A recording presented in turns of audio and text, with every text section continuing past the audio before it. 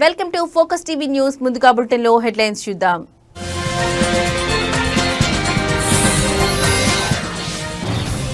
ఉపరాష్ట్రపతి అభ్యర్థిగా మహారాష్ట్ర గవర్నర్ రాధాకృష్ణన్ ఎంపిక వెనుక బీజేపీ వ్యూహం ఉన్నట్లు సమాచారం.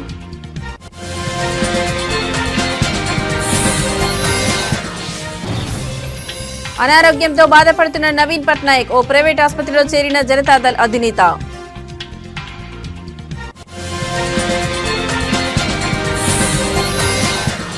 కేంద్ర మంత్రి జయశంకర్ తో మంత్రి లోకేష్ భేటీ. ఏపీలో డేటా సిటీ ఏర్పాటుకు సహకారం అందించాలని సూచన.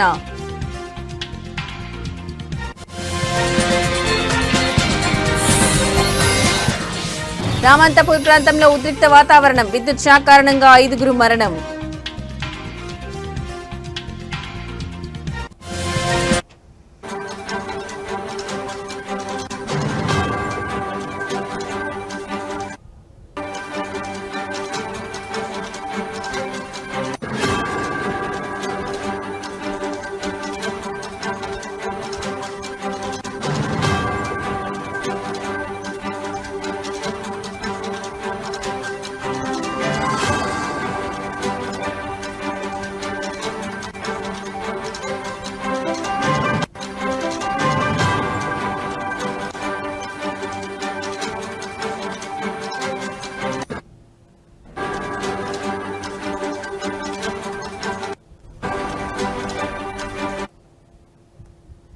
రైట్, ఇక బ్రేకింగ్ న్యూస్ చూస్తున్నాం. ఉపరాష్ట్రపతి అభ్యర్థిగా మహారాష్ట్ర గవర్నర్ సిపి రాధాకృష్ణన్ పేరును ఎన్డీఏ కూటమి ప్రకటించేసింది. అనూహ్యంగా ఊహాగానంలో వినిపించని పేరు తెరపైకి వచ్చి ఆశ్చర్యపరిచింది.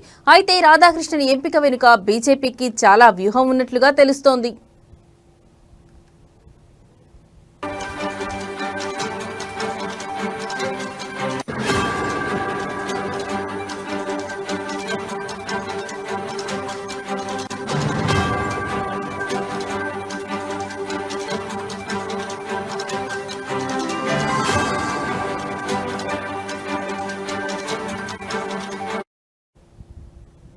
రాధాకృష్ణన్ స్వస్థలం తమిళనాడులోని తిరుప్పూర్. తమిళనాడులో ఆయనకు బీజేపీ నాయకులతో మంచి సంబంధాలు ఉన్నాయి. ఇక జార్ఖండ్, తెలంగాణ, పుదుచ్చేరి గవర్నర్ గా పనిచేసిన అనుభవం ఉంది. అంతేకాకుండా ఆర్ఎస్ఎస్ తో మంచి సంబంధాలు ఉన్నాయి. ఇక వచ్చే ఏడాది ఫిబ్రవరి లేదా మార్చిలో తమిళనాడు అసెంబ్లీ ఎన్నికలు జరగనున్నాయి. ఈసారి తమిళనాడులో బలం పుంజుకోవాలని బీజేపీ భావిస్తోంది.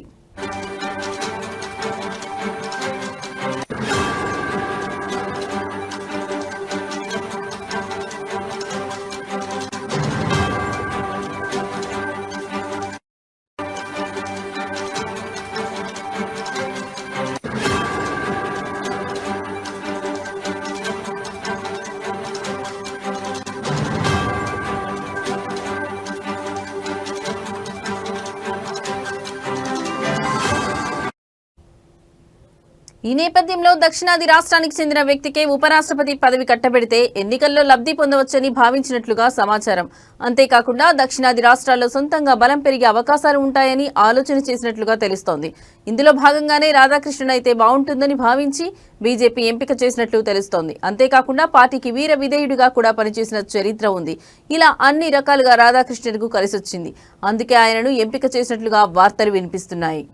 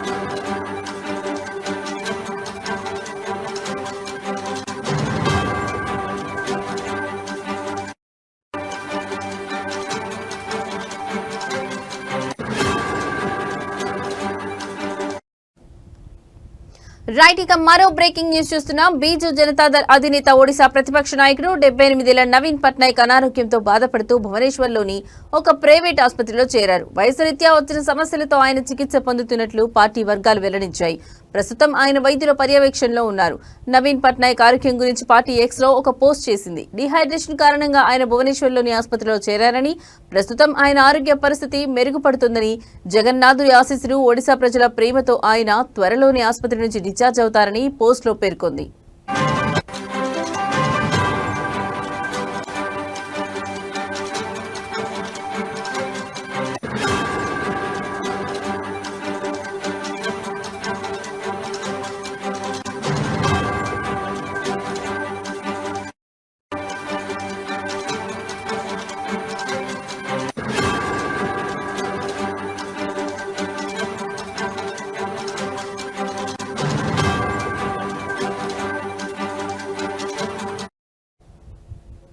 ప్రాథమిక పరీక్షలు నిర్వహించిన వైద్యులు ఆయన ఆరోగ్య పరిస్థితిని నిశితంగా పరిశీలిస్తున్నారని పలు నివేదికలు తెలిపాయి. ఆయన ఆరోగ్య పరిస్థితిపై ఆసుపత్రి యంత్రాంగం మరికొన్ని గంటల్లో ప్రకటన విడుదల చేసే అవకాశం ఉంది. నవీన్ పట్నాయక్ ఆసుపత్రిలో చేరారనే వార్త బయటికి రావడంతో రాష్ట్ర వ్యాప్తంగా ఉన్న ఆయన మద్దతుదారులు, శ్రేయోభిలాషులను ఆందోళనకు గురయ్యారు. అనేక మంది రాజకీయ నాయకులు, సాధారణ ప్రజలు ఆయన త్వరగా కోలుకోవాలని పూజలు చేస్తున్నారు. నవీన్ పట్నాయక్ ఇటీవల ముంబైలో సర్వికల్ ఆర్కిరైటిస్ శస్త్రచికిత్స చేయించుకున్న విషయం తెలిసిందే. అక్కడ ఆయన కొన్ని రోజులు నిపుణుల పర్యవేక్షణలో గడిపారు. ప్రస్తుతం ఆయన అనారోగ్యం మరోసారి పార్టీ కార్యకర్తల్లో ఆందోళనను రేకెత్తించింది.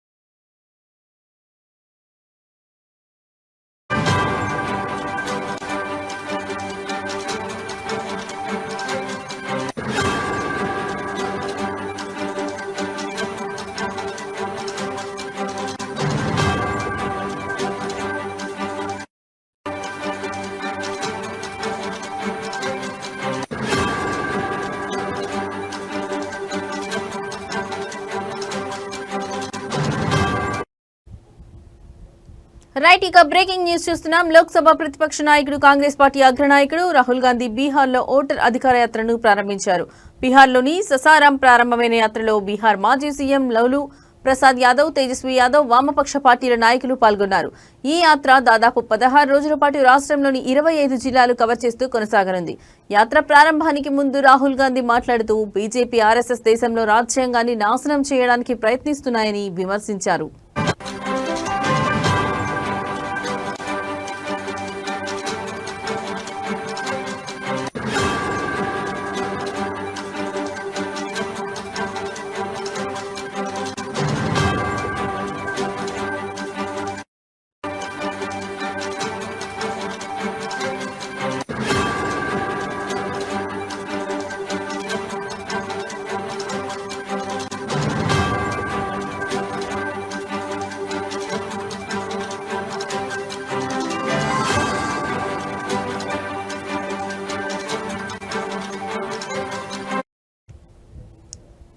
కాంగ్రెస్ పార్టీ చేసిన దర్యాప్తులో ఈసీ మహారాష్ట్రలో 1 కోటి మంది ఓటర్లను కొత్తగా సృష్టించిందని అన్నారు. ఎక్కడా కొత్త ఓటర్లు వస్తే అక్కడ బీజేపీ కూటమి గెలిచిందన్నారు. అసలు అన్ని చోట్ల అంతమంది కొత్త ఓటర్లు ఎక్కడి నుంచి వచ్చారని ప్రశ్నించారు. తమ పార్టీ ఆధ్వర్యంలో కొత్త ఓటర్లపై ఫిర్యాదు చేసినట్లు తెలిపారు. కర్ణాటకలో చేసిన దర్యాప్తులో అన్ని రికార్డులను పోల్చితే రాష్ట్రంలో ఒక్కో అసెంబ్లీలో 1,00,000కు పైగా ఓట్లు చోరీ అయినట్లు గుర్తించామన్నారు. వీటిపై ఈసీకి ఫిర్యాదు చేస్తే తమ నుంచి అఫిడవిట్ కోరిందని అన్నారు. వారి దగ్గర ఉన్న డాటా గురించి ప్రశ్నిస్తే ఇలా అడగడం సరైనదా అని ప్రశ్నించారు. సీసీటీవీ వీడియోగ్రఫీని అడిగితే దానికి కూడా నిరాకరించినట్లు తెలిపారు. దేశంలో చాలా చోట్ల లోక్సభ, అసెంబ్లీలో ఓట్లు చోరీకి గురి అవుతున్నాయన్నారు. ఓటర్లను విభజించడం ద్వారా బీహార్లో కూడా ఓట్లను చోరీ చేయడానికి వారు సిద్ధమవుతున్నారని, కానీ తాము బీహార్ ప్రజలు వారికి ఈ అవకాశం ఇవ్వమని స్పష్టం చేశారు.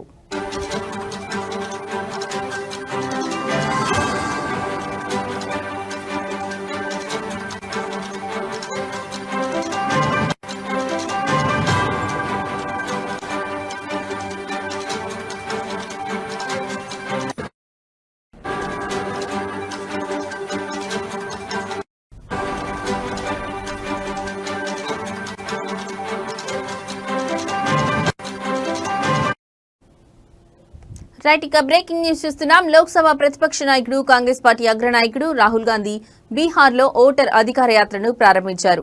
బీహార్లోని ససారాం ప్రారంభమైన యాత్రలో బీహార్ మాజీ సీఎం లూలు ప్రసాద్ యాదవ్, తేజస్వి యాదవ్, వామపక్ష పార్టీల నాయకులు పాల్గొన్నారు. ఈ యాత్ర దాదాపు 16 రోజుల పాటు రాష్ట్రంలోని 25 జిల్లాలు కవర్ చేస్తూ కొనసాగనుంది. యాత్ర ప్రారంభానికి ముందు రాహుల్ గాంధీ మాట్లాడుతూ బీజేపీ, ఆర్ఎస్ఎస్ దేశంలో రాజ్యాంగాన్ని నాశనం చేయడానికి ప్రయత్నిస్తున్నాయని విమర్శించారు. కాంగ్రెస్ పార్టీ చేసిన దర్యాప్తులో ఈసీ మహారాష్ట్రలో 1 కోటి మంది ఓటర్లను కొత్తగా సృష్టించిందని అన్నారు. ఎక్కడ కొత్త ఓటర్లు వస్తే అక్కడ బీజేపీ కూటమి గెలిచిందన్నారు. అసలు అన్ని చోట్ల అంతమంది కొత్త ఓటర్లు ఎక్కడి నుంచి వచ్చారని ప్రశ్నించారు. తమ పార్టీ ఆధ్వర్యంలో కొత్త ఓటర్లపై ఫిర్యాదు చేసినట్లు తెలిపారు. కర్ణాటకలో చేసిన దర్యాప్తులో అన్ని రికార్డులను పోల్చితే రాష్ట్రంలో ఒక్కో అసెంబ్లీలో 1,00,000కు పైగా ఓట్లు చోరీ అయినట్లు గుర్తించామన్నారు. వీటిపై ఈసీకి ఫిర్యాదు చేస్తే తన నుంచి అఫిడవిట్ కోరిందని అన్నారు. వాళ్ళ దగ్గర ఉన్న డాటా గురించి ప్రశ్నిస్తే ఇలా అడగడం సరైందా అని ప్రశ్నించారు. సీసీటీవీ వీడియోగ్రఫీని అడిగితే దానికి కూడా నిరాకరించినట్లు తెలిపారు. దేశంలో చాలా చోట్ల లోక్సభ అసెంబ్లీలో ఓట్లు చోరీకి గురి అవుతున్నాయన్నారు. ఓటర్లను విభజించడం ద్వారా బీహార్లో కూడా ఓట్లను చోరీ చేయడానికి వారు సిద్ధమవుతున్నారని, కానీ తాము బీహార్ ప్రజలు వారికి ఈ అవకాశం ఇవ్వమని స్పష్టం చేశారు.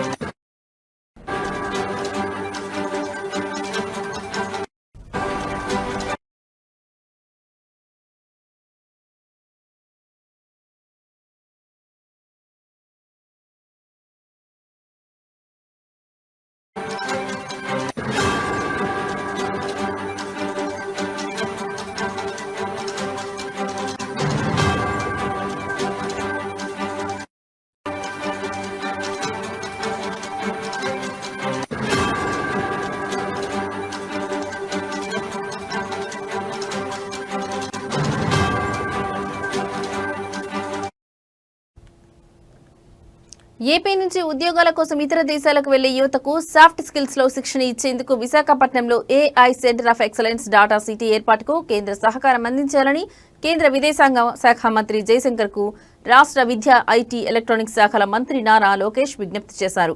న్యూఢిల్లీలో కేంద్ర విదేశాంగ శాఖ మంత్రితో లోకేష్ భేటీ అయ్యారు.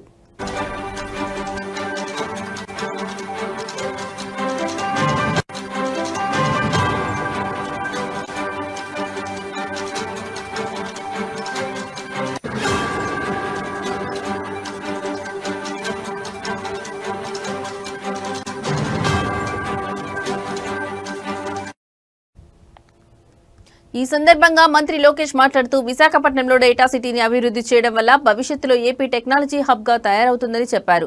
దీనికి సహకారం కావాలని కోరారు. ఆంధ్రప్రదేశ్ నుంచి వలస వెళ్లే కార్మికుల సంక్షేమం, భద్రత, గౌరవాన్ని కల్పించేందుకు ప్రవాస భారతీయ బీమా యోజన వంటి పథకాలను విస్తరించాలని, సంబంధిత ఫిర్యాదుల పరిష్కారం కోసం ఏపీలో ప్రత్యేక విభాగాన్ని ఏర్పాటు చేయాలన్నారు. ఏపీలో జాతీయ, అంతర్జాతీయ స్థాయి స్కిల్ కాంక్లేవ్ నిర్వహణలో భాగస్వామ్యం కల్పించినందుకు కృతజ్ఞతలు తెలిపారు.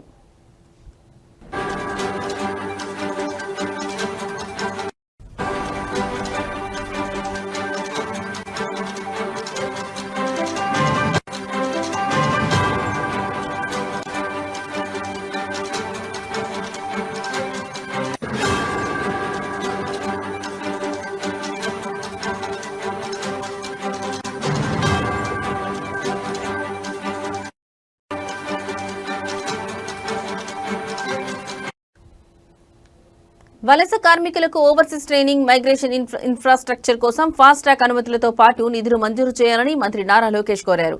ఇటీవల సీఎం చంద్రబాబు నేతృత్వంలో ఆంధ్రప్రదేశ్ ప్రభుత్వ బృందం సింగపూర్ పర్యటన వివరాలు, వివిధ రంగాల్లో రాష్ట్ర అభివృద్ధికి సింగపూర్ ప్రభుత్వంతో జరిగిన చర్చల గురించి లోకేష్ వివరించారు.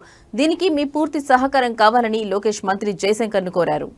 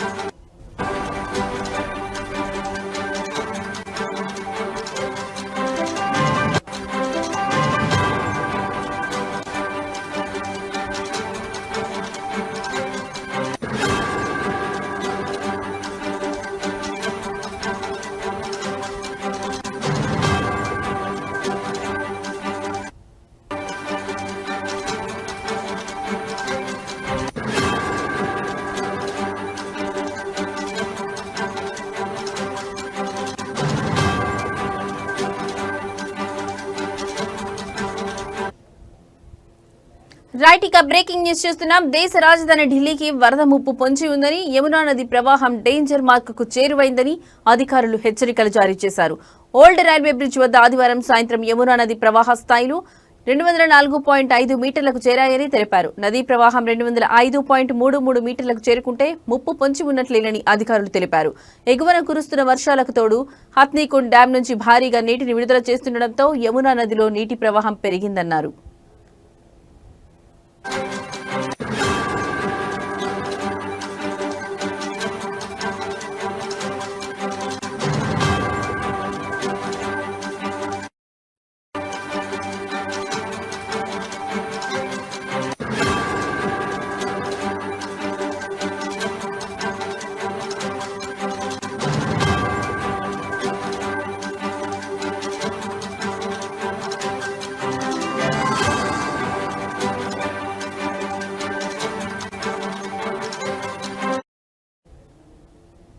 ప్రస్తుత పరిస్థితిని బట్టి యమునా నది నీటి ప్రవాహం డేంజర్ మార్కును దాటుతుందని అంచనా వేశారు. ఈ నేపథ్యంలో యమునా తీర ప్రాంతంలోని ప్రజలను సురక్షిత ప్రాంతాలకు తరలించే ఏర్పాట్లు చేస్తున్నట్లు వివరించారు.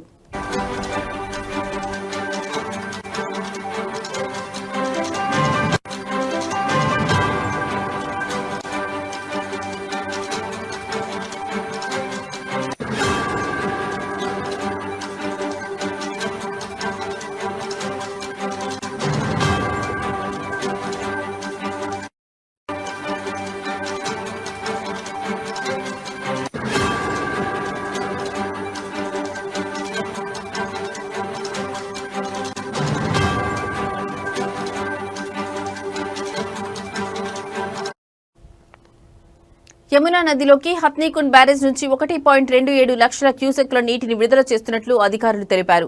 వజీరాబాద్ బ్యారేజ్ నుంచి 46,000 క్యూసెక్ల నీటిని వదులుతున్నట్లు చెప్పారు. ఈ రెండు బ్యారేజ్ల నుంచి విడుదలయ్యే నీరు ఢిల్లీ దాకా చేరుకోవడానికి సుమారు 48 నుంచి 50 గంటలు పడుతుందని అన్నారు. దీంతో ఢిల్లీలోని లోతట్టు ప్రాంతాలు నీట మునిగే అవకాశం ఉందని తెలిపారు.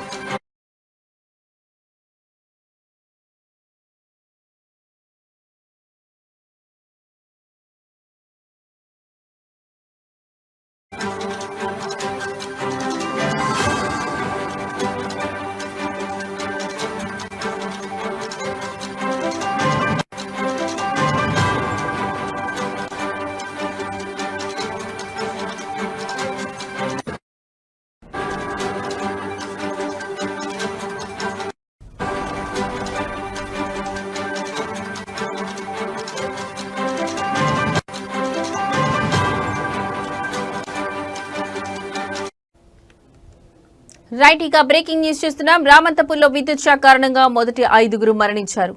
ఈ ఘటనలో తీవ్రంగా గాయపడిన గణేష్ అనే వ్యక్తి ఉస్మానియా ఆసుపత్రిలో చికిత్స పొందుతూ మరణించడంతో మృతుల సంఖ్య 6కు చేరింది.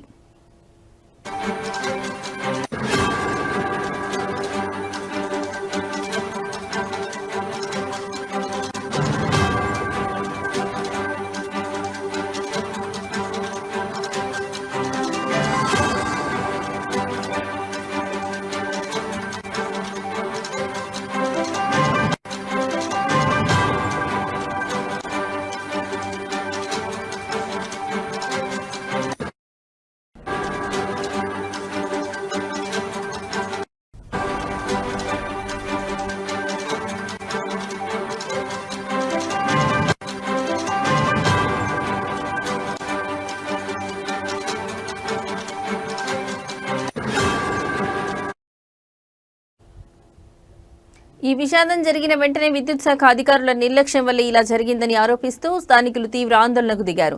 ఘటనా స్థలాన్ని పరిశీలించడానికి వచ్చిన విద్యుత్ శాఖ సీఎండీ ముషారఫ్ అలీని ప్రజలు చుట్టుముట్టి తమ నిరసనను వ్యక్తం చేశారు. పోలీసులు జోక్యం చేసుకుని పరిస్థితిని అదుపులోకి తెచ్చారు. ఈ ఘటనతో రామంతపూర్ ప్రాంతంలో ఉద్రిక్త వాతావరణం నెలకొంది.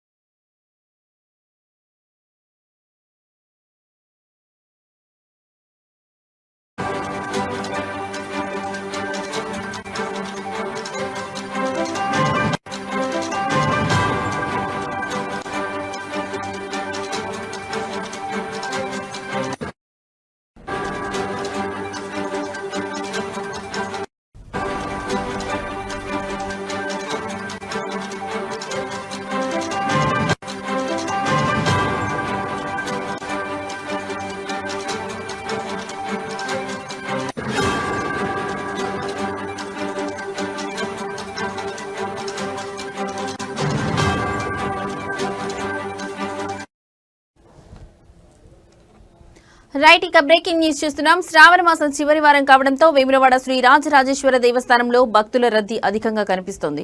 శ్రావణ మాసం ముగియడానికి ఇంకా వారం రోజుల సమయం మాత్రమే మిగిలి ఉండడంతో భక్తులు పెద్ద సంఖ్యలో ఆలయానికి చేరుకుని స్వామివారి దర్శనాన్ని పొందుతున్నారు.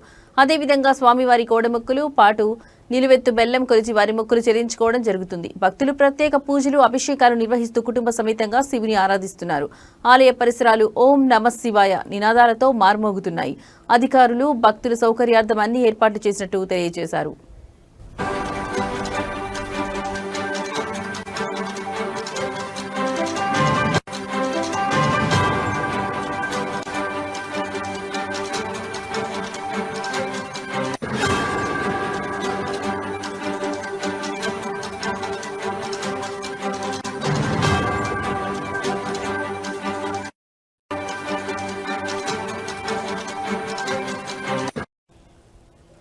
రైట్ ఇక బ్రేకింగ్ న్యూస్ చూస్తున్నాం. శ్రావణ మాసం చివరి వారం కావడంతో వేములవాడ శ్రీ రాజరాజేశ్వర దేవస్థానంలో భక్తుల రద్దీ అధికంగా కనిపిస్తోంది. శ్రావణ మాసం ముగియడానికి ఇంకా వారం రోజుల సమయం మాత్రమే మిగిలి ఉండడంతో భక్తులు పెద్ద సంఖ్యలో ఆలయానికి చేరుకుని స్వామివారి దర్శనాన్ని పొందుతున్నారు.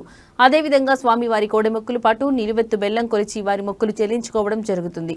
భక్తులు ప్రత్యేక పూజలు అభిషేకాలు నిర్వహిస్తూ కుటుంబ సమేతంగా శివుని ఆరాధిస్తున్నారు. ఆలయ పరిసరాలు ఓం నమః శివాయ నినాదాలతో మార్మోగుతున్నాయి. అధికారులు భక్తుల సౌకర్యార్థం అన్ని ఏర్పాట్లు చేసినట్టు తెలియజేశారు.